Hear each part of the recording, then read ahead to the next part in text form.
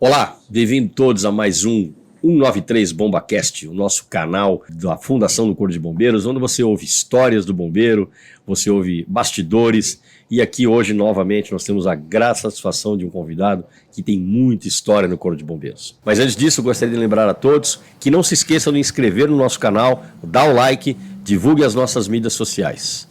E eu estou aqui hoje então com o Coronel Camargo. Coronel Camargo, que quando eu cheguei aqui, comandante, eu cheguei aluno da academia. E o senhor foi uma das pessoas que nos recepcionou aqui, porque o senhor, na época, o senhor estava no SEIB, eu acho, não estava? Eu passei pelo SEIB, fui comandante do SEIB. Foi comandante do SEIB, enfim. Nós vamos recordar histórias da época do Coronel Camargo, ele vai contar um pouco da vida dele, e eu tenho certeza que vocês vão gostar muito. Comandante, muito obrigado por ter aceitado o nosso convite. Assim, um prazer enorme recebê-lo aqui no nosso 193 BombaCast. É uma honra muito grande no coração, né? Ou seja, esse afastamento da gente dos quartéis, né? Então, aquece o coração, vamos dizer assim. Aquece o coração. Que bom, que bom. Vamos aquecer o coração junto aqui, comandante. Bom, eu dizia então que quando eu conheci, né? Eu, aspirante, né? Aluno, na verdade, vindo lá, o senhor era capitão, acho, né? E eu gostaria de saber como é que foi a sua história. Quando o senhor decide entrar para a Polícia Militar? Interessante. A história de vida, né? Ou seja, eu morava em Salesópolis. Aliás, eu fazia muita propaganda da cidade, né? Nasci em Caraguatatuba e em Salesópolis era uma vida de campo, né? Então eu vivia nas árvores, jabuticabeira, subindo pinheiro, ou seja, então eu já gostava de altura. E também rio, né? Nadar nos rios lá, Rio Paraitinga. E aí eu tive uma influência de alguns bombeiros de Salesópolis. Coronel Ayrton, tem também um que foi comandante-geral, Coronel Teseu, Coronel Cursino, Coronel Justino. Ou seja, é interessante, a cidade de Salesópolis, muitos entraram na academia. É um fato interessante da cidade. Muitos outros, né? Uhum. Coronel Justino, Coronel Fernando, Coronel Odilon, que foi do bombeiro. Eu não sabia, ele também. Ou seja, então, uma influência muito grande nessa cidade, uma pequena cidade, né, do Alto Tietê, mas que muitos oficiais e praças... Santa Branca, que é ali perto também, tem bastante oficiais. Santa Branca Gonzaga, e Paraibuna também. Paraibuna, que é na região. Taubaté também, a história é muito forte. E aí o senhor viu lá os antigões, né, que já eram cadetes, alunos, falou, quero ser isso aí. Exatamente. Como eu gostava de altura, ou seja, eu queria achar uma profissão que tivesse altura, água, e eu me lembro quando eu era pequeno, eu brincando com fogo, né, fósforo, queimei uma área de lixo lá, me assustei muito. Eu acho que ficou no inconsciente. Eu acho que eu tenho que ser bombeiro agora para compensar. Para compensar. Então eu gostava, a vida é risco, né? Meu pai foi para a guerra também. Meu pai participou da Segunda Guerra Mundial. Então, para mim foi da Força Expedicionária Brasileira. Então, para mim foi um ensinamento muito grande que a vida é risco. Então, vamos viver. Viver. E aí me surgiu, o Coronel Cursino lá fardado, me interessei e aí prestei o concurso. Que ano que o senhor passa na academia? Na academia foi em 67, a minha turma saiu em 71. 71. É isso. E aí imediatamente o senhor veio na sequência do bombeiro? Imediatamente a busca. Eu fiz educação física e depois paraquedismo também, ou seja, eu queria altura mesmo. Gostava de altura? Eu gostava, fiz um treinamento de 5 saltos lá, Boituva, e depois já prestei o concurso. Ou seja, eu já tinha o foco mesmo bombeiro. Sim. E aí, o senhor, na época, o senhor pegou a época do SEAD? O senhor fez ou não? Já não tinha? Não tinha, né? Sim. Tinha o SEAD lá na academia. Na academia, foi lá o meu curso CBO. Foi lá no SEAD, lá próximo à academia, exatamente. Barro Branco. Barro Branco. Tá lá. Depois foi o CPFO, hoje é o CAES. Hoje é o CAES lá, hoje né? É o CAES, pois é. Mas guarda lá, não sei se o senhor tem ido lá recentemente, mas guarda as características da... Guarda ainda, né? Guarda, tem pórtico, tem ainda algumas remanescências ali da época que foi a nossa escola de bombeiro, né? Então, no meu caso, se eu passasse por um psicólogo, por exemplo, o que você gosta, né? Gosto de altura, água e também combater incêndio. Ou seja, se tivesse uma orientação profissional psicológica, seria bombeiro, e foi o que ocorreu. E o senhor se forma no CBO e vai trabalhar onde, comandante? Me formei no CBO em 74, né? E já fui trabalhar no interior, Mogi das Cruzes. Foi lá E a experiência no interior é muito grande, viu? Porque ali você tem relação direta com a comunidade, com a prefeitura, ou seja, então foi um trabalho em Mogi até, acho que 86, Mogi das Cruzes. Até ser promovido a capitão, eu trabalhei na região de Mogi. E de lá o senhor vem para onde? Depois de Mogi, eu vim para o 5º GB. 5º GB. 5º GB, Vila Mariana. E na época era uma área enorme, né? Tudo que não era o resto era 5º GB. Né? Exatamente, Osasco, Mogi, tudo. Mogi, tudo em torno, né? Tudo em torno. Eu cheguei no bombeiro e ainda era assim. Cheguei em 91, ainda era desse jeito. Eu participei do trabalho dessa divisão. Com 18. Com 18, exatamente. E lá o senhor fica até major? Fiquei lá até major, como tenente-coronel. Logo depois eu vim para o departamento de operações, pois seção técnica, né? Seção técnica. DODC, acho que era DODC, né? Na época de ODC. DODC. Depois disso veio CSP, a promoção. Trabalhei na Moca também. Verdade. Eu trabalhei lá, tem lá a sua foto. Na Moca, e aí eu fui promovido a comandante do bombeiro, a abrir uma vaga de bombeiro na capital. Eu fui o terceiro e fui o primeiro a comandar. Tive essa missão, privilégio de ser o primeiro comandante de bombeiro da capital na época. Era CBC, né? CBC na época. É verdade, o senhor foi o primeiro CBC. Foi o primeiro. Foi o terceiro coronel, né? Foi quando surgiu Isso, terceira vaga, eu fui promovido. E esse desafio do comando da capital, que é inesquecível, né? Inesquecível, né, comandante? Pois é, o senhor comandou o CBC, isso já estamos falando aí da década de 90. Passei pelo CEIB aqui. Sim, porque é quando eu me lembro. Quando você falou, o CEIB aqui, quando funcionava também no prédio do primeiro GI, né, na época. Exatamente, era o segundo andar lá. A gente vai tentando viajar, é uma viagem no tempo aqui, né? Pois é. Mas o senhor participou, claro, né? É contemporâneo, toda a luta que nós tivemos, né, comandante, para ter a nossa escola de bombeiro, né? Esse foi um dos grandes sonhos que eu tive, porque o bombeiro, para mim, é uma escola para a vida.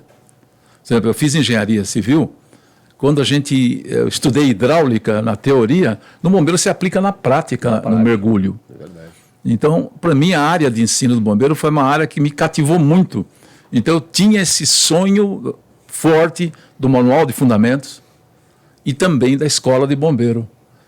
O bombeiro precisava ter uma escola, porque o bombeiro é técnico, como o policial também, é uma profissão técnica, científica, né? E o bombeiro me despertou muito na aula de ciências aplicadas no CBO, né? Que você estudava o incêndio na prática, ou seja, e a hidráulica na prática, ou seja, então, isso achei fascinante, porque a teoria, o bombeiro permite a teoria e a prática. Só sabe, comandante, o senhor está me falando aqui, eu estou lembrando, depois de já, né, oficial formado, fazer CBO, foi que eu fui ver pela primeira vez na prática o que era vetor resultante. Tá vendo? Aí. Aquelas coisas que a gente atendia, que precisava fazer sistemas para tirar, às vezes, um veículo de um local acidentado, ou... Pô, a gente usava cálculo e falava, pô, no colegial isso não fazia o menor sentido, mas é que o senhor disse, é a ciência na prática, não é? Exatamente. O mergulho, a gente falava, não, 10 metros de profundidade, tanto um quilo a mais por centímetro quadrado, mas você sentia aquilo no corpo, né? No corpo, é uma experiência sensorial, né? Exatamente. Então, isso que é fascinante o bombeiro. Quando se calculava lá a água chegar até o 10º andar, você já sabe qual a pressão na bomba, a vazão, ou seja, então é aplicação. Por isso que é fascinante trabalhar no Corpo de Bombeiros. Não, fascinante. E assim, uma gama de assuntos muito diversa. Muito diversa e eu lembro de magnésio, né? Você jogar água no magnésio, explosão. Eu vi isso na teoria prática, e na prática, né? Quando atendi um fogo, acho que um SP2, acho que é isso que chamava na época, fogo no veículo, nós ficamos protegidos, jogando água, houve uma explosão mesmo. Do magnésio. Então a gente via a teoria e prática, né? Como o próprio backdraft, né? Sim. Ou seja, bombeiros tiveram aquele momento de que o incêndio está morrendo, né? Se abrir uma porta, pode ocorrer uma explosão. E ocorreram casos mesmo. Puxa, comandante, se eu falar isso naquela época, a gente aprendia filme Ou, infelizmente, quando tinha a experiência, que era um risco muito grande, na real. E hoje a gente tem lá na nossa escola de bombeiro o sistema lá de simulação, onde a gente simula o backdraft com o bombeiro próximo em segurança. É outra coisa, eu acho assim, comandante, que nos enche de orgulho, né? Hoje tem na escola de bombeiro? A gente tem lá o sistema são os containers, né? Então, são 7 fases, uma das fases de queima, ela tem a capacidade de simular o backdraft, ela tem todas as condições, né? É um sistema muito simples, mas muito eficiente. E a gente consegue colocar o aluno numa posição onde ele observa o fenômeno inteirinho, de uma forma segura, equipado, com capacete, com câmara térmica. Eu falo isso, comandante, porque da sua época, e o senhor sempre foi uma pessoa que influenciou muito a área de ensino, a gente presenciou isso, e eu falando esse tipo de coisa para o senhor, eu percebo aí que o senhor fala, puxa vida, como a gente... Mas são estradas que a sua geração, comandante, abriu no ensino, que fez a gente enxergar a importância e chegar no que nós temos hoje. Eu não sabia, para mim eu fico feliz em saber que tem um ensaio do backdraft na escola de bombeiro. Depois eu vou... Martinho, coloca durante a nossa edição, vamos colocar para o pessoal ver aí os filmes, né, que filmados lá na escola, na nossa pista de treinamento, ali é o fenômeno do backdraft com os alunos ali próximos, foi uma coisa muito bacana. Mas eu dizia então que o senhor sempre foi uma pessoa, claro, a gente viu isso, o senhor participou de muitas coisas importantes do Corpo de Bombeiro. Eu me lembro também que quando nós buscávamos padronização, quando nós começamos a falar de POP, quando nós começamos a falar de NORSOB, o senhor foi uma das pessoas que tinha esse olhar, né, batalhou muito por isso, né? É porque o bombeiro, como falei, é uma escola, né? E eu incentivei muito, por exemplo, as teses, né, defendidas no CSP serem apresentadas no bombeiro. Também coordenei o 3º Senabom, que foi em Ribeirão Preto. Participei na USP, junto com o Coronel Ferrari, da revisão das normas técnicas do bombeiro. Fui muito feliz quando nós conseguimos um trabalho conjunto no bombeiro de publicação do manual de fundamentos, ou seja... Primeiro manual de fundamentos. Tem o meu guardado com carinho até hoje. Então isso... Porque a gente usava o Fire Chief, né? Handbook, né? E a gente ter o nosso, então... Foi uma alegria muito grande, essa parte, assim, que cada vez mais, porque o bombeiro era chamado de herói. Chegou um momento que nós conversávamos, né, com os bombeiros, né? Nós temos que ser técnico. É isso mesmo. E aí que foi se aprofundando cada vez mais, por isso que reduziu o número de incêndios no Brasil. Não, né? Claro. Toda a norma, a legislação, toda a preocupação que nós tivemos em escrever normas de prevenção e combate a incêndio é o resultado. Nós temos aí o ano que vem fazemos 50 anos do Joelma, né, que foi uma grande tragédia. Graças a Deus não se repetiram, né? Incêndios em edifícios altos. Por quê? Porque melhorou a qualidade do material também, resistente ao fogo, né? E o próprio o prédio, né, concebido para proteção indireta, ou seja, o conceito, porque era muito ataque direto. Então, nós trabalhamos o conceito do ataque indireto, o próprio prédio, a arte da guerra, né? De Sun Tzu. Mistura aí tecnologia com filosofia. Mas é verdade, é uma grande verdade. Comandante, conta um pouco pra gente, eu sei que experiências operacionais o senhor teve muitas aí ao longo da sua vida. Eu sei que teve muitas, né? Mas eu peço para o senhor lembrar uma que o senhor vira e mexe e lembra. Essa tem uma que eu não esqueço nunca mais na minha vida, né? Eu, lógico, participei de acidentes graves, né? Com ônibus, trem, mas o que marcou mesmo na minha vida, eu lembro até a data, viu? 21 de maio de 1987, o incêndio na CESP. Incêndio da CESP. Esse incêndio, quando eu estava indo para Mogi das Cruzes, né? Eu ouvi pela notícia do rádio, já voltei para o local. Cheguei lá mais ou menos umas 7 horas, e quando ocorreu 10 horas da noite, o colapso estrutural, e eu estava dentro do prédio. O senhor estava dentro? Dentro do prédio. Foi metade, né? Que ele foi um miolo central do prédio, com uma bateria de 5 elevadores, e nós estávamos na caixa de escada. Eu subi, na época, acho que com o Capitão Brasil, para avisar os bombeiros. Tinha muitos bombeiros na caixa de escada. Então nós subimos para avisar. Eu tinha feito engenharia já. E o senhor percebeu os sinais de identificação? O prédio avisa, ou seja, tem uma área da engenharia que chama-se patologia das edificações. O prédio avisa também, antes. E esse aviso foi um desabamento de laje. Depois eu vi, tem um filme que mostra o pilar que sofreu uma compressão e rompeu um pilar. Você vê até o aço de um pilar grande do prédio, né? Um bombeiro estava filmando. Foi depois que eu vi isso. Mas no colapso de uma laje, começou a pesar pontualmente o pilar, né? E eu senti que o prédio ia cair. Eu até falei para o Capitão Brasil, nós temos que avisar os bombeiros para descerem, porque vai cair esse prédio. E corre o risco de ter morte aqui hoje. E no Brasil a experiência nossa é a estrutura metálica, né? Na ação do fogo cair. Madeira, né? Calhetão também, a ação desidrata, cai. Agora, cair um prédio de concreto convencional, ainda não tínhamos essa experiência. E aí então eu corri, entrei no prédio, porque a rede de comunicação estava congestionada, então nós entramos mesmo para salvar os bombeiros, gritar para saber que o prédio iria cair. Então nós subimos, acho que até mais ou menos o 7º andar do prédio. Gritando pelos bombeiros. Gritando para eles descerem, porque o prédio iria cair, porque avisou. Aí, naquele momento, nós começamos a correr para a vida, sabendo já que ia cair. Ia cair.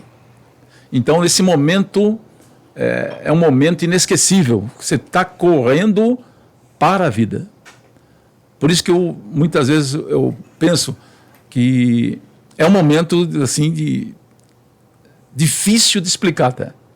Que quando eu cheguei no pavimento térreo, passei a região de elevadores, ocorreu o colapso estrutural. Foi imediatamente a hora que saiu. 25 andares. Puxa, e todos os bombeiros saíram. Os bombeiros não tiveram tempo de sair, ficaram na escada, porque a escada ficou intacta. Sim. Eu achei que... Caiu na frente deles, né? Eles viram a estrutura... Eles viram cair tudo. E saíram pelos escombros no fundo. Mas eu só encontrei com esses bombeiros 30 a 40 minutos depois. Nossa, que angústia, meu Deus do céu. Foi uma angústia. Eu nunca mais esqueci. Provocou um estresse na minha vida. Eu chego a dizer que eu fiquei uns 9 anos assim com insônia. Aí eu comecei, inclusive, a buscar o sentido da vida. Que chama-se na psicologia hoje logoterapia. Mas aí eu comecei a estudar o sentido da vida. Por que eu estou aqui na Terra? Ou seja, sabe? Claro. É aquela transcendência, entendeu? A transcendência. E aí eu estudei até um livro Em Busca de Sentido, de Viktor Frankl. Eu continuo estudando o sentido da vida, li a Bíblia naquele período. Ou seja, eu percebi a fragilidade do ser humano. Nós somos muito frágeis, né? Isso é interessante o senhor está falando, comandante, porque eu acho que da nossa experiência, das pessoas que a gente convive, e de nós mesmos, né? A gente tem algumas fases da vida, nós bombeiros eu estou dizendo, que a gente se acha imortal. Exatamente. Não é, comandante? Porque somos jovens, somos fortes, somos preparados, a gente vai lá, apaga o fogo, resgata. Mas à medida que o tempo vai passando, essas coisas vão acontecendo e a gente... E aí, eu acho que mais do que, além, evidentemente, de tudo que o senhor buscou, e importantíssimo, ele nos dá cada vez mais a necessidade de a gente saber, precisamos aprimorar para proteger os nossos bombeiros. Exatamente. Nós somos técnicos, né? Exatamente. Temos que usar a ciência mesmo o mais possível, cada vez mais para proteção do ser humano, né? E isso me levou a estudar essa área até da psicologia, do sentido da vida, sim, logoterapia. Mas depois de 9 anos que eu consegui achar o eixo. A gente chama de encontrar a luz.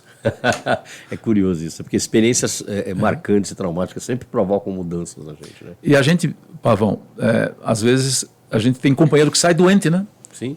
Aposenta doente. Eu acho que é interessante isso para cada um refletir na sua carreira a hora que tiver. Por exemplo, quando eu fui para a reserva, eu fazia palestra no policiamento. Me lembro. Fazia palestra no policiamento. E ali eles comentavam do estresse, do pós-traumático do tiroteio. E tinha policiais que comentavam comigo que eles sonhavam com tiroteio. Eu cheguei, na reserva também, sonhar às vezes com o quartel. Ou seja, então, essas emergências vão ficando na memória. Então, eu já comecei nessa fase, viu, comandante? Já. A gente tem que cuidar da saúde mental, né? Eu acho que todos que estão na ativa têm que se preocupar. O Martinho, nosso diretor, já fez assim, eu também. Já sonhou com... Já, eu acho que isso acontece com todos nós. É porque a gente registra na memória tudo, né? Esta noite ele sonhou. Aí, Martinho sonhou esta noite. Quando ele fala em sonhar, A cafeína é estimulante, né? Ah, então eu vou oferecer para o senhor aqui um cafezinho da nossa... Eu vim pensando nesse café. É o café do Bomba Café. Ah, eu vim pensando nele. Bomba Café, que fica aqui na sede da nossa fundação, aqui na Anita Garibaldi 25. Convidamos a todos aí, o pessoal que nos assiste, a conhecer o nosso Bomba Café, tomar um café. É um café temático muito bacana. Espero que esteja quente. Maravilhoso. O assunto está quente. Maravilhoso. Quer açúcar? Não precisa não. Eu vou tomar sem açúcar também. O café aqui é muito bom. Mas é isso, comandante. Eu acho que isso fica impregnado na gente. Fica. Não esquece mais. Não esquece mais. Não. Aliás, quando eu vou para a Avenida Paulista, passo por lá, vem na memória o local. E mesmo assim, na minha região, eu passo em determinados pontos lá, eu lembro das ocorrências. Acontece com você também? Eu acho que com todos nós. Eu acho que com todos nós. Porque ocorre um registro na memória, né? Fica. Para sempre. Fica. E, comandante, olha, claro, né? O senhor contou a sua experiência marcante aí na sua carreira, mas eu gostaria de ouvir do senhor assim. E na questão da evolução do bombeiro durante o período que o senhor ficou na ativa? Qual a principal diferença que o senhor percebeu do momento da sua entrada até o momento da sua passagem para a reserva? Quando eu cheguei no bombeiro, eu até pesquisava o nome bombeiro, né? Qual a razão do nome bombeiro? Aí vi que a origem de Portugal, né? Ou seja, operador de bomba, né? Aí dos Estados Unidos era fireman ou firefighter. Na Alemanha, Feuerwehrmann. Então o bombeiro, ele tem uma história de incêndio. Mas aí eu percebi com o tempo que o bombeiro tinha que caminhar para o serviço de resgate, né? E também se aperfeiçoar profundamente na área de combate a incêndio. As guarnições, como o próprio Coronel Edson falou, eram guarnições com 7 homens, né? 7 homens, Então a grande evolução que eu vi no bombeiro foi na área de combate a incêndio, acompanhar a evolução técnica também de prevenção e combate. Então, na minha vida, o que eu vi, evoluiu muito, porque nós tivemos incêndio de Joelma, incêndio do Andraus. Grande Avenida. CESP, ou seja, nós não acompanhamos mais grandes tragédias de incêndio. Então, quando eu saí, foi pós esses grandes incêndios, ou seja, onde a norma mudou muito. Aliás, a BNT veio para o próprio quartel do bombeiro, o comitê, não me lembro. CB24, ou seja, então os bombeiros participaram das normas técnicas, seminários de bombeiros, ou seja, investimento em aquisição de novos equipamentos na época do Coronel Sampaio, que foi muito forte. Então, eu cheguei para um bombeiro, saí outro bombeiro. Lógico, a gente vê que a gente nunca pode parar de evoluir, mas ocorreu muita evolução, inclusive, como eu falei, em cursos, né, fora, por exemplo, engenharia de incêndio. Sim. As especializações, a graduação. Que os nossos oficiais que terminam o CBO têm a possibilidade de fazer a complementação acadêmica na engenharia civil, isso também Exatamente. É uma coisa fantástica. Eu fiz engenharia civil, acho que em 84, 88. Eu incentivava os oficiais a fazerem engenharia, e hoje acredito que tem muitos oficiais formados, né? Muitos. Na área técnica, praticamente todos. Quase todos. Eu incentivava quando estava na escola, estudem, façam engenharia. Eu também estava vendo a vertente do salvamento, né, na área de resgate, que também é uma outra vertente que hoje tem que cada vez também mais investir nela. Se eu vejo hoje pela manhã, nós entrevistamos o seu xará mais novo, né, o Coronel Camargo, que hoje é o comandante do CBM, né, que veio do CBC, que o senhor também comandou, e ele volta agora lá da experiência da Turquia. Ele foi o comandante da operação da nossa força-tarefa lá. Fabuloso. E também a gente falava aqui, né, mais ou menos alinhado do que o senhor está falando, que não foi de uma hora para outra, né? Foi uma evolução que veio, uma estrada que foi aberta pelos que nos antecederam, que propiciou as condições, seja as condições estruturais, as condições de ensino, as condições da pesquisa, as condições do treinamento, que levaram a essa experiência fantástica que nós temos agora. E você falando em pesquisa, eu me lembrei agora, Instituto de Pesquisa Tecnológica, PT. O nosso decreto foi trabalhado na USP com o professor Valfrido, se não me falha a memória. O Coronel Gil tinha muito contato com ele. Eu falei para o senhor, né, antes da entrevista, Rosária. Nós recebemos ontem aqui o Coronel Braz, né? Ele contou um negócio que eu não sabia. Existem bombas de incêndio que foram feitas aqui na nossa manutenção, desenvolvidas em conjunto com o IPT, como o senhor está dizendo. Então, o bombeiro, ele caminhou, quando nós chegamos um momento, fala, bombeiro não pode ser chamado de herói. Importante que seja chamado, mas ele tem que ser técnico. E aí que foi a visão de se aprofundar nos manuais, normas e interação com prefeitura, com universidade. Então os bombeiros foram para a universidade. Nós fomos para a USP, faziam palestras nas faculdades, norma de saída de emergência em edifício alto, trabalhava, fazia palestras, prevenção ao lar, ou seja, aquela guarnição educadora, né? Tem um papel fundamental. Ribeirão Preto, me lembro, era bombeiro na escola. Bombeiro na escola, Nós aqui mesmo na Fundabom, né, Martinho, a gente tem aí os nossos projetos, né, de educação pública. E nós estamos procurando seguir mais ou menos o caminho da Fundação do Bombeiro de Nova York, né, que tem esse papel muito importante também, né? E colaborar, evidentemente, com o bombeiro nesse trabalho tão importante. Mas é verdade, comandante, eu acho que quanto mais as pessoas forem conscientes, né, da questão da segurança contra incêndio, menos incêndio a gente vai ter, menos vítimas nós teremos. É o que acontece hoje, né? É o que acontece hoje. A preocupação com saída de emergência em edifício alto. Eu mesmo, quando eu viajo, eu me preocupo no prédio de saber onde está a escada. Cadê a escada? Cadê o plano de o bombeiro, a rota de fuga? Eu penso nisso. Então, eu entrei para um bombeiro, porque nós tínhamos poucos manuais na época. Sim. Né, quando nós chegamos. Mas eu saí com o manual de fundamentos e mais importação de normas dos Estados Unidos, quase todas o bombeiro tinha na biblioteca. No comando do coronel... Não foi Ferrari? Não, depois. Uma coisa mais recente foi no comando do coronel Armani. Nós fizemos um acordo de cooperação com a NFPA. O Jim Pauli, o presidente, esteve aqui com a gente. E franqueou para nós todas as normas da NFPA para que a gente pudesse pesquisar, ter como... Porque é tudo pago, né? O americano tem esse princípio, né, de norma paga e não estou errado. Mas graças a essa articulação que o coronel fez na época, o coronel Armani, a gente tem aí válido, né, esse acordo de cooperação, a gente tem acesso a toda a biblioteca, a todas as normas, todas as informações da NFPA. Fabuloso, ou seja, então o bombeiro ele caminhou na técnica mesmo. Sem dúvida, eu concordo, gênero, número e grau, senhor.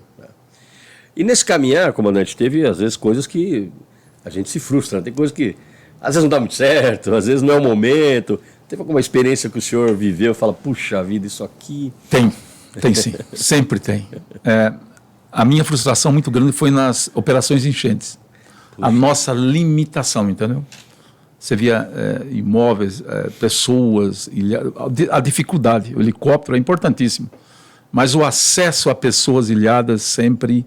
Eu saí um pouco frustrado. O capitão Santos, comandante Santos depois, ele desenvolveu um projeto de um trator para que resgata barcos no mar, né? Foi um trabalho de CAO. Foi um trabalho de CAO ou CSP. Acho que era gafanhoto até, se não me falha a memória. É um trator com alongamento junto às rodas, ele entra em áreas ilhadas para tirar os carros. Depois eu pensei, puxa vida, isso aí precisaria ser aplicado, porque a gente fica muito impotente na enchente. A força da água é muito grande. E eu creio até, e vi isso no bombeiro da Alemanha e da Itália, veículo anfíbio no Corpo de Bombeiros. Eu vi na Alemanha. Você viu na Alemanha? Não lá.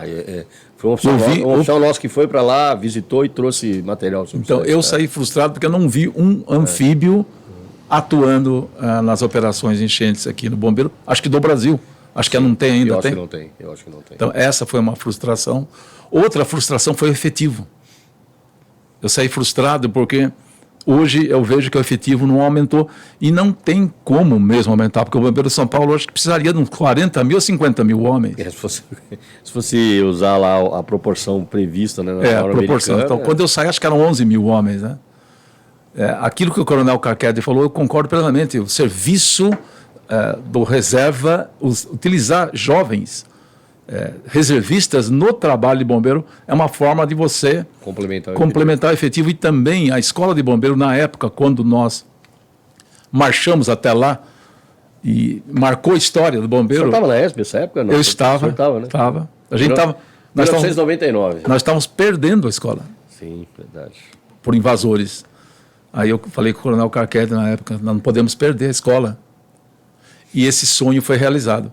E naquela época, o sonho também era formar o bombeiro municipal. o próprio bombeiro voluntário. E hoje nós estamos formando. E hoje essa realidade foi alcançada. É o que eu digo, comandante. As coisas não nascem prontas. Elas têm um caminho. Tem um processo. Elas têm um processo. Fico feliz em saber. Então, hoje já estão sendo formados bombeiros municipais lá. Há algum tempo já. Os bombeiros municipais dos municípios têm convênio, né, convênio assinado. Nós fazemos a formação. E vou dizer para o senhor, eu fiquei 3 anos comandando a escola, uma experiência riquíssima. É impressionante ver. É mesmo. Bombeiros municipais. Nem todos na época tinham passado pela ESB, né? Os 600 que você lembrou, Martinho. Mas assim, no meu período lá de escola, foram 3 anos, foram muitos, né? Chegava a ter pelotão de 20. E era impressionante como há, né? Não havia, o engajamento do bombeiro civil municipal no bombeiro. Sai marchando, é uma coisa, aprende as técnicas, trabalha em conjunto. Isso serviu muito para desmistificar muita coisa que eram temores que a gente tinha, todos naturais, sem dúvida, né, comandante? Eu acredito que na sua época eu tinha também. Mas eu posso dizer que é uma experiência vitoriosa, fruto dessa ideia, né, desse propósito aí que a sua geração lançou aí como desafio. Porque a concepção da escola de bombeiro, a gente já via o futuro. Seria muito difícil aumentar o efetivo, porque o Estado não tem estrutura para isso. Pois é. Agora, também, como você falou do Chile agora há pouco, né? Sim, os bombeiros voluntários do Chile. Até hoje, né? Desde a história. Na Alemanha, eu visitei alguns bombeiros industriais também. Que muitos deles atendem a comunidade. Atende a comunidade, ou seja, e há uma interação muito grande. Eu lembro na época de números, né? De 1 milhão de bombeiros na Alemanha, 1 milhão na época, 200 mil público e 800 mil voluntários. Aí que eu falei, escola de bombeiro é o caminho. É o caminho. É o propagador de doutrina. Propagador da doutrina e dos municipais, dos voluntários. Tinha quartel na Alemanha que a cidade tinha um posto de bombeiro, mas nenhum bombeiro lá dentro, só o telefonista. Quem que era o bombeiro do município? Motorista de ônibus. O lojista. Um médico. O médico. A gente avançou nesse sentido também, o senhor sabe, né, com a lei complementar de 2015, que criou o sistema estadual de emergência, onde a gente pegou todos esses entes aí, né, e nós demos nome, né, no nosso caso, os bombeiros públicos militares, os bombeiros públicos municipais e os bombeiros voluntários. Fizemos um regramento e colocamos dentro do mesmo guarda-chuva, mas insisto, né, eu me lembro, comandante, o senhor até falou dele agora há pouco, do coronel Ayrton. Quando eu era tenente, o coronel Ayrton, só vai se lembrar disso, já na reserva, nos ajudava na escrituração do Código de Emergência. Você lembra disso? Lembro disso. Isso a gente já falava eu era muito moderno na época, acho que 94, 95. Eu caí nesse grupo aí pela questão da preparação física, eu me lembro disso. E, puxa vida, em 2015 que a gente conseguiu concretizar, né? Note, a picada que vira uma trilha, que vira uma estrada, que vira uma avenida. É uma semente, né? Que vai sendo trabalhada. Desculpa, plantada e crescendo, e dando frutos. Exatamente. Então, tem muita coisa para plantar também, viu, comandante? Puxa vida, temos muitos desafios ainda. Então eu creio que essa questão do efetivo passa pela escola do bombeiro e essa estratégia, né, do reservista bombeiro. Sim, é uma ideia realmente muito forte, muito... Porque em Israel, segundo eu tive informações, o serviço militar é 3 anos, então eles formam profissionais lá.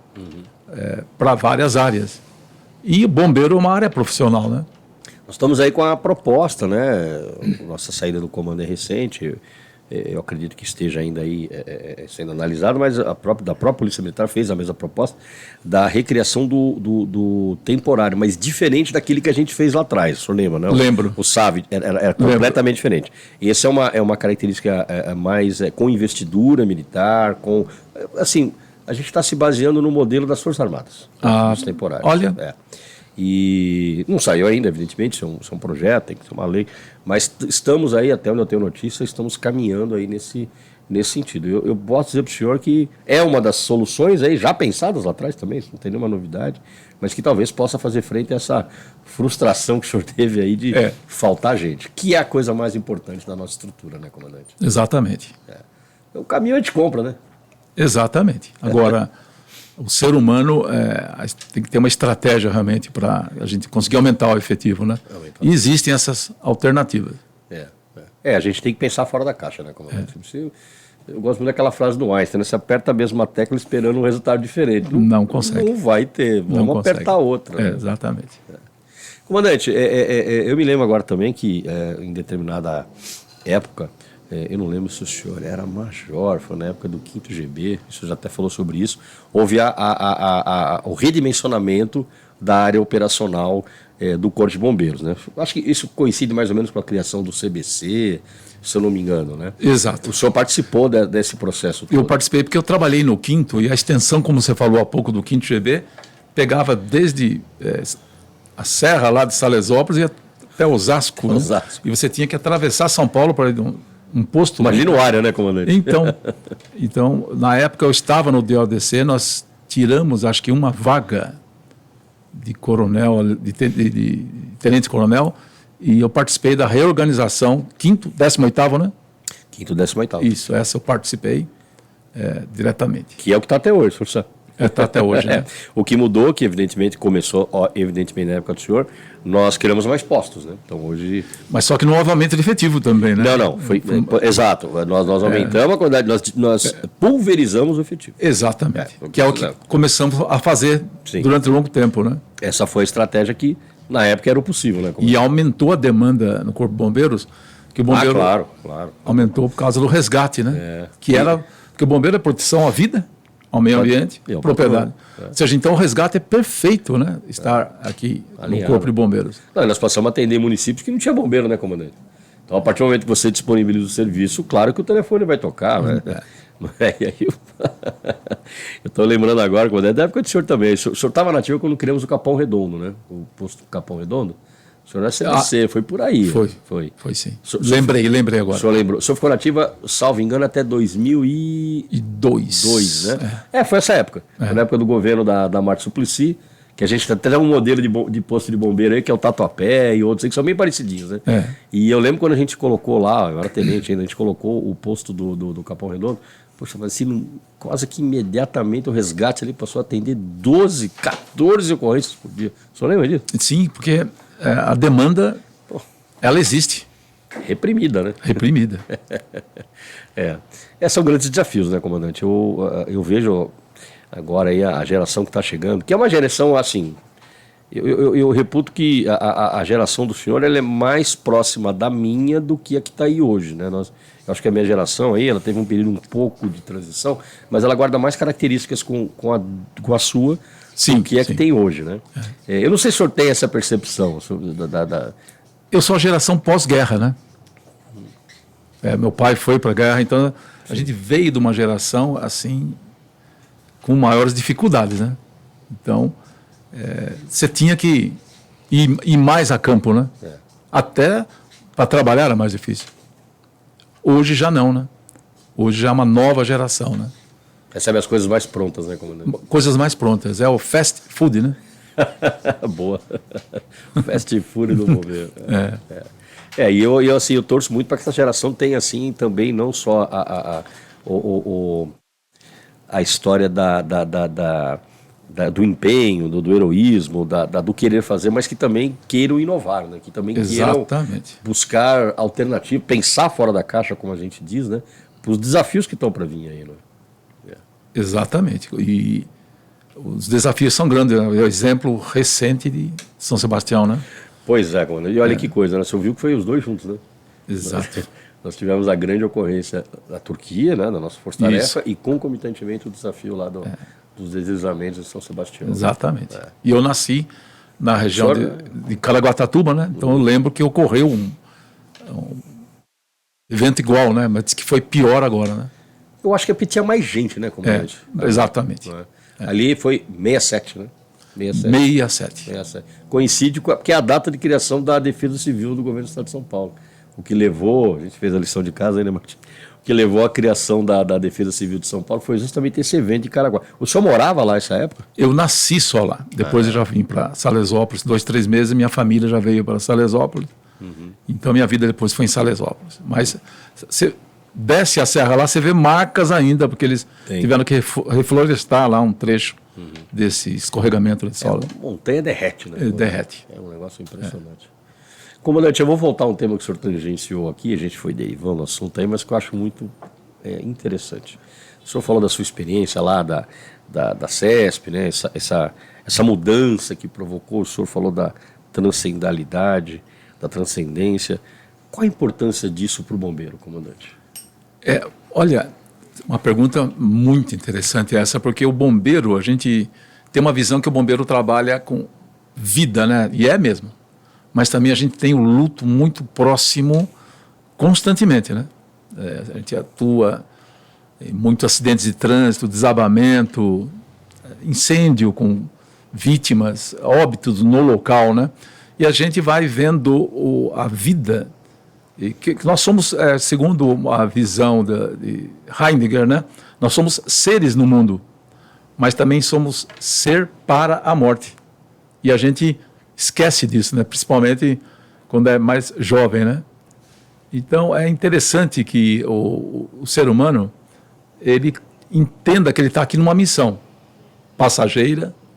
É complexo esse tema que você falou, porque a gente nunca se prepara para esse momento, né? Eu perdi minha mãe recentemente, né? Então é duro, mas a gente entender a realidade da vida. E você buscando o sentido da vida é mais fácil.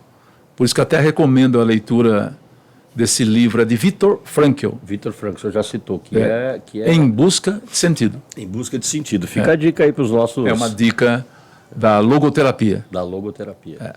Então eu acho que o bombeiro ele tem que buscar aposentar com saúde mental. O policiamento eu acho que é mais crítico ainda, viu? Apesar que o bombeiro com o resgate, hoje, a atuação do bombeiro é muito estressante. O número de ocorrências é muito grande. Então, ele tem que tomar esse cuidado quanto à saúde mental.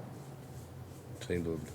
O senhor está falando aqui, eu me lembro que o senhor foi um dos incentivadores do Manual de Qualidade de Vida, o senhor lembra? Exatamente, eu falava. Eu tenho o meu guardado até hoje. Eu falava, foi uma das palestras que eu fazia, né, de qualidade de vida.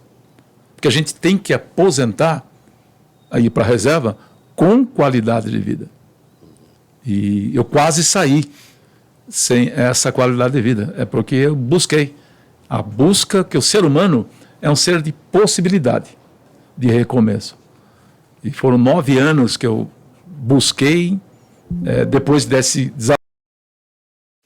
Eu realmente fazia o que eu busquei é leitura mesmo. Eu cheguei a ler 42 livros num ano. Caramba, foi uma busca mesmo. É uma busca desse sentido da vida. E a vida tem sentido até o último fôlego de vida. Que interessante, é verdade. É bastante interessante. Nós tínhamos um comandante que dizia que, Coronel Repulho, ele dizia que muitas vezes a última visão do último suspiro de uma pessoa é o rosto do bombeiro. Né? Então, que o bombeiro está ali, amparando, tentando fazer alguma coisa, tentando fazer sentido, né? Na profissão, na missão. Né? Comandante, e assim, eu sei que o senhor é uma pessoa que navega nessa questão, na questão da fé. Como é que o senhor vê a importância da fé, da crença em algo superior para nós que temos essa profissão tão característica, tão difícil como a nossa? O próprio Coronel Gil outro dia falou para mim. Essa questão, fez a mesma pergunta, né? E foi exatamente nesses 9 anos que eu tive insônia, tive dificuldade para dormir, arritmia, inclusive aquele transtorno de pânico, que é o estresse pós-traumático, que ocorre muito com policiais e também bombeiros. Mas o policiamento, eu vejo na minha experiência, eles sofrem ainda mais fortemente por causa do confronto, né? Claro. Mas eu, durante 9 anos, fiquei buscando o sentido da vida, como falei para você, né? E o que é fé? Ou seja, chegava momentos que... e fé não é sentimento, isso que eu queria dizer. Fé não é emoção. Fé é uma decisão de busca. É como fala na filosofia existencial. É você estar caminhando numa mata e ter um encontro com a luz. Aquele facho de luz, uma caminhada. Ou seja, o universo, o uni vem até o verso. E tanto é que a gente recebe do céu a água para regar o solo. É lá de cima que a gente recebe a luz do sol, né? Ou seja, então, como fala o Pai Nosso, né? Pai Nosso, que estás no céu, venha a nós. Então eu comecei a estudar. E fé não é emoção. Não é emoção. Não é matemática. Eu tentei buscar a matemática. O sentido, né, a lógica da vida. Não é. É uma busca. É uma abertura. Você tem que abrir. E aqueles momentos, né, de depressão que eu tive, de insônia, 9 anos, eu fui nessa busca até matemática. Buscando a origem das fórmulas matemáticas, inclusive. Aí, eu tive esse encontro lendo a Bíblia também. Eu li a Bíblia inteira. Cabo a rabo, estudou. De Gênesis a Apocalipse. Naquele momento, né, de busca. Aí eu percebi que Bíblia não é religião. É um manual de qualidade de vida. Só que é um manual grande, né? Porque um HP é um manual grande, né? Mas a Bíblia é maior ainda, né? Porque o ser humano é muito complexo. Então, eu entendo que, como Isaac Newton, né? Ele perdeu o pai muito novo, né? Ele ficava olhando para o céu. E as fórmulas vieram ele olhando para o Pai Celestial, né? Então, a fé é uma decisão. Perdoar não é sentimento, é uma decisão também. Amar o próximo é também uma decisão. Então, eu vejo a fé como uma decisão. Se abrir. Como uma planta, né? Aliás, o Carl Rogers fala, né? Que ele, quando era pequeno, ele viu no porão da casa dele, desculpa, uma batata com um broto. Mas era num porão. E a luz... Uma água, por favor, né? A luz que abria a janela já formou um broto naquela batata.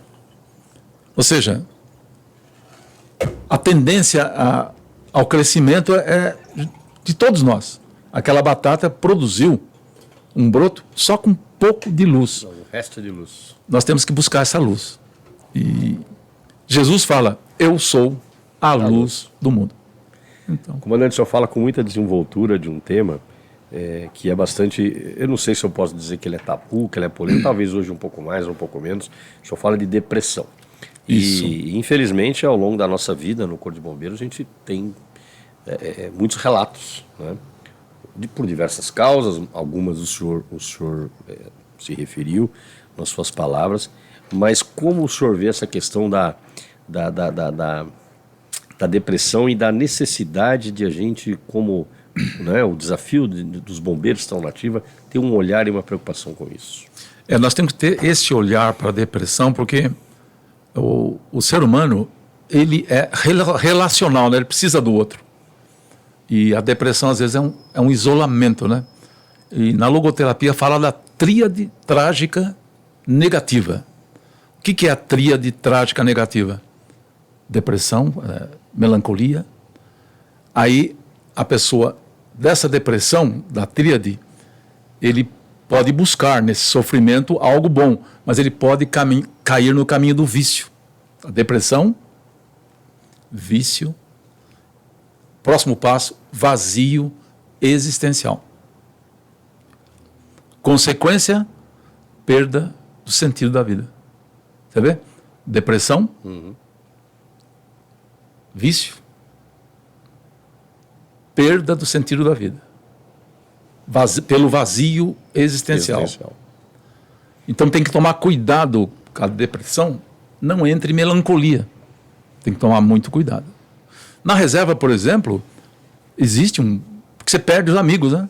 Você não encontra mais com os amigos. Então você tem que estar na busca sempre de encontrar esse sentido. E o sentido da vida você pode encontrar na família, você pode encontrar no trabalho, e por incrível que possa parecer, você pode encontrar um sentido no sofrimento também. Ser humano, porque a vida é risco, a vida é sofrimento. Então a nossa carreira de bombeiro. Então, tem que passar por cima da depressão, entender o sofrimento. Você entendendo o sofrimento, você pode encontrar o sentido da vida. A gente vê que eu tive o privilégio de trabalhar aí nos últimos anos com o Major Diógenes, não sei se o senhor conhece, né? Está fazendo um trabalho brilhante aí com a questão da abordagem humanizada dentro do nosso atendimento operacional, e ele se tornou um grande estudioso da área aí, reconhecido no meio acadêmico. E ele nos relata, né, coisas que ele já escreveu, dessa juventude, né, porque essas questões de depressão, elas, claro, atingem a humanidade toda em todos os tempos, mas ele relata um crescimento desse tipo de doença homens e mulheres mais jovens, né, na adolescência. Né. O senhor já estudou? Eu estudei um pouco um livro chamado O Homem em Busca de Sentido, que é um outro livro de Viktor Frankl. Ele fala, não só, é no mundo isso. É no mundo, é um fenômeno mundial. Fenômeno mundial. Segundo fala O Homem em Busca de Sentido, que é também do Viktor Frankl, ocorre o seguinte: hoje os valores estão se distanciando, valores família, ou seja, e o ser humano está na perda de valores, está caminhando para a perda de sentido da vida. E isso é muito sério, realmente, na questão da saúde mental, porque a família é onde você consegue a identidade. Por exemplo, quando perdi meu pai, foi um momento duro, difícil, mas aí virou gratidão pelo pai que eu tive. Na perda da minha mãe, então ainda passando um pouco dessa ausência recente. Mas já estou na fase da gratidão. Então, isso que eu passo para aquele que está acompanhando, agradeça, vai para a gratidão dos pais que tiveram, ou seja, porque é difícil mesmo superar o luto. Aliás, tem um livro também sobre o luto. São poucos livros que tratam do luto, né? E o luto é algo natural. É que a gente faz parte da vida. Tem que ver como natural. Mas a minha percepção, comandante, eu já li alguma coisa sobre isso, não me lembro aonde, mas eu acho que a sociedade contemporânea ela tem uma cobrança muito forte para que você seja feliz, né? E de preferência rápido. Perfeito. O imediatismo das coisas. Perfeito. É isso mesmo. Nós vivemos uma sociedade que é busca de prazer. Então, é também dividido em 3 vontades na logoterapia. Nós temos a vontade de prazer, que é essa. Você tem razão total. A sociedade hoje é entretenimento, festas, ou seja, é só ver a televisão, quantos canais você tem, né? As redes sociais, TikTok, isso. Tudo isso. Essa prazer, vontade de prazer, mas também tem a vontade de poder. Tem político que morre no poder, né? Então, vontade de prazer. No e pelo, né? Vontade de poder, mas também tem a principal, vontade de sentido. Aí você encontra o motivo na vida. A vida tem que ter um motivo. Sim. E sempre tem motivo. Eu acho, comandante, isso claro que é uma visão muito minha, né?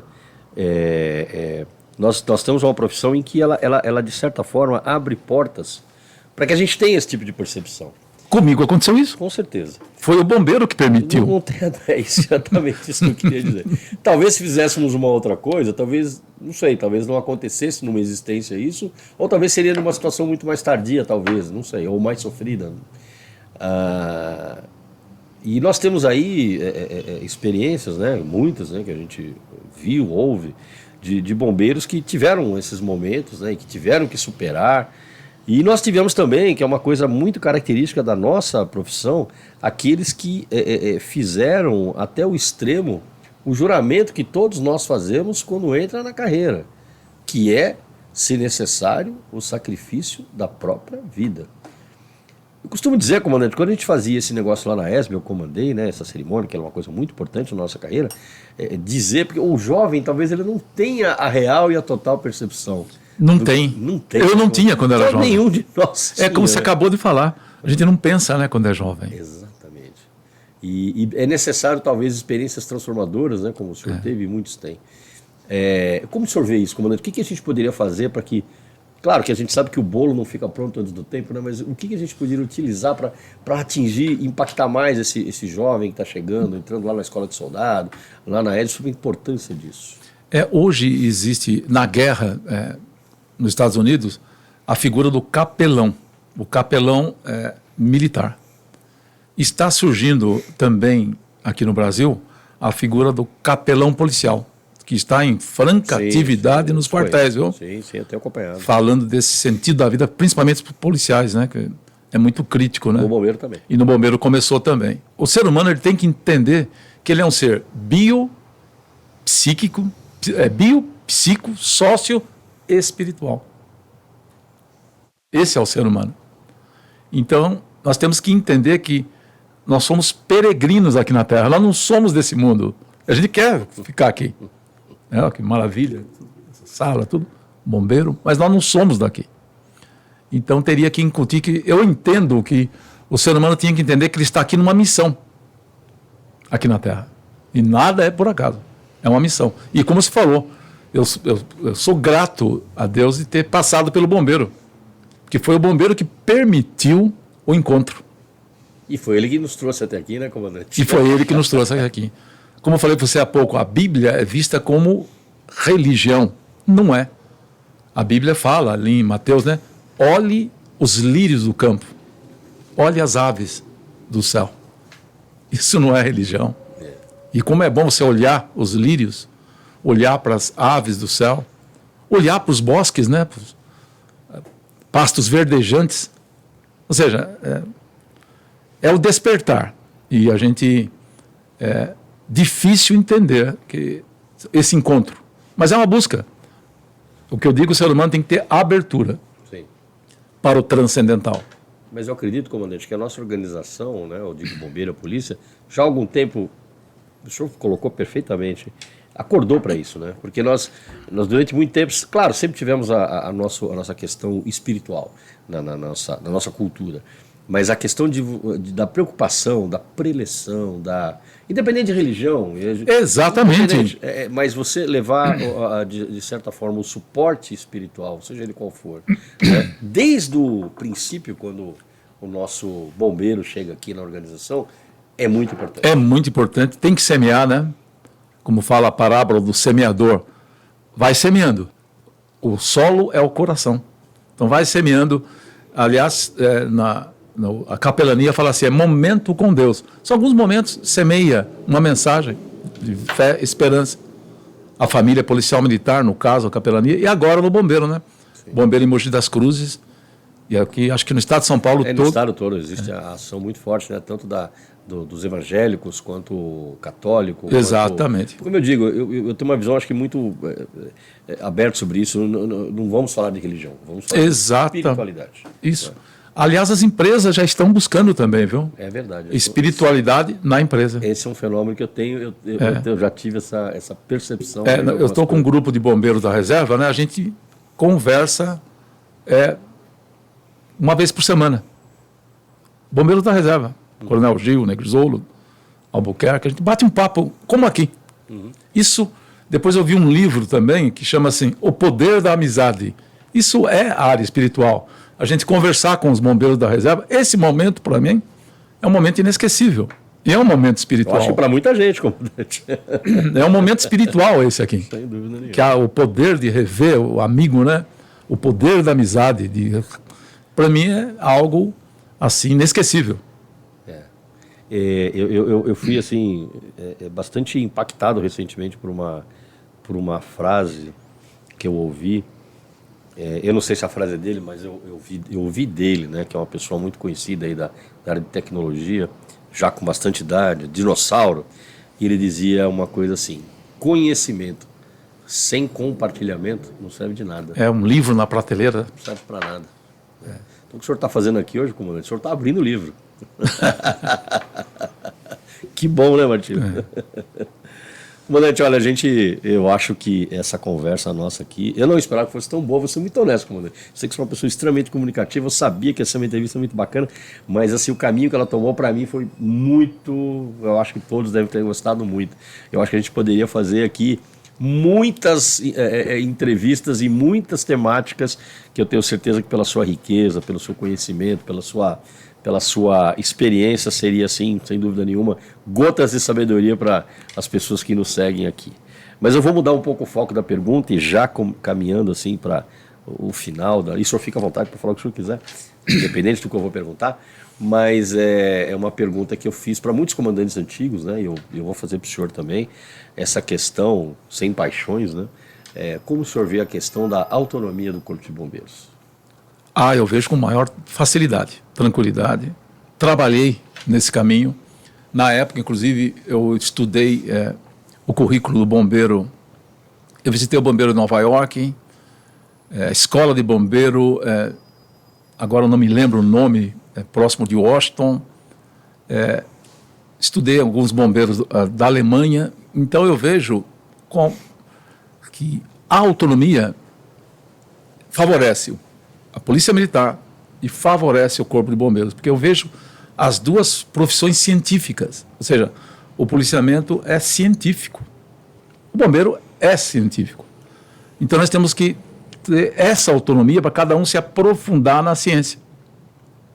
E então eu, na época até, montei um currículo para a formação do bombeiro, até com a visão de engenheiro de desastre, né? Porque você tem o técnico de segurança de trabalho, engenheiro de segurança de trabalho. Eu imaginava que o sargento teria que ter um nível técnico quase para também atuar na empresa, né? Porque a gente vai muito em indústria. Então nós temos que conhecer também profundamente a indústria. Caldeira, ponte de tubulações, ou seja, que senão fica o bombeiro, ele tem que estar sabendo onde pisa, conhecer estruturas. Eu lembro que nós perdemos bombeiro em estrutura, ou seja, o bombeiro tem que conhecer a ação do fogo em estrutura e a formação de resgate hoje, que exige tanto aprofundamento. Então, para mim, na época, eu até estava estudando, e estudei os currículos de engenharia, tem um tronco básico, né? Por exemplo, a engenharia é 2 anos básico, cálculo 1, cálculo 2, cálculo 3, física 1, física 2, básico. Só que 3º, 4º, 5º ano de engenharia já é engenharia civil, ou mecânica, ou elétrica. Então eu via que o bombeiro ele tinha que ter uma base de noções de direito, mas se aprofundar na área de gestão de desastres, que é o Management Disaster, né? Então eu até trabalhei o currículo na época, para que a formação do bombeiro fosse gradativa, totalmente independente na formação da academia. Eu vejo com a maior naturalidade a emancipação e, inclusive, benefício para a corporação, porque as duas são científicas. Policiamento é científico, bombeiro é científico. Agora, você estudar 2 áreas, eu não consigo entender. 2 áreas, você estudar direito e matérias que envolvem saúde e, por exemplo, a psicologia hoje. Psicologia é a área da saúde. Agora, eu vou estudar direito também, na psicologia, só noções de psicologia jurídica. Noções. Mas eu sou francamente favorável à autonomia. É a relação chamada ganha-ganha. Para todo mundo.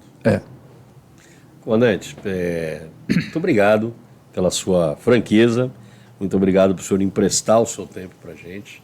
Eu saio daqui mais enriquecido de conhecimento e de experiência, e eu acho que muita gente também.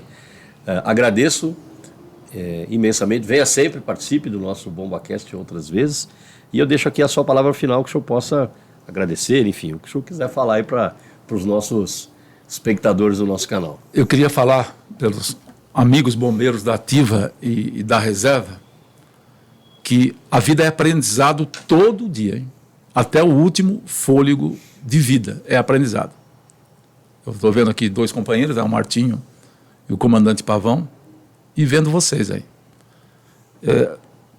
Caminhe na busca constante de aprendizado e de aprimoramento. E eu queria dizer uma mensagem final. Na Bíblia fala assim: quem quer ser mestre, primeiro tem que servir. Ou seja, em um quartel de bombeiro aqui, acho que da Zona Norte, está escrito assim: quem não nasce para servir, não serve para viver. Nós estamos aqui na Terra para cuidar e servir do próximo, ao próximo. Então, obrigado por essa oportunidade. Eu que agradeço, comandante. Eu nem senti o tempo passar. Nem eu. Para mim, parece que foi 5 minutos. Comandante, muito obrigado. Eu que agradeço essa oportunidade. Sensacional. E assistam as nossas entrevistas, curtam o nosso canal do 193 BombaCast, curtam, não esqueçam, façam, inscrevam-se no nosso canal, é muito importante isso, para poder estar atualizado, ativa o sininho, toda semana a gente tem um conteúdo novo. Encontro vocês na próxima, muito obrigado.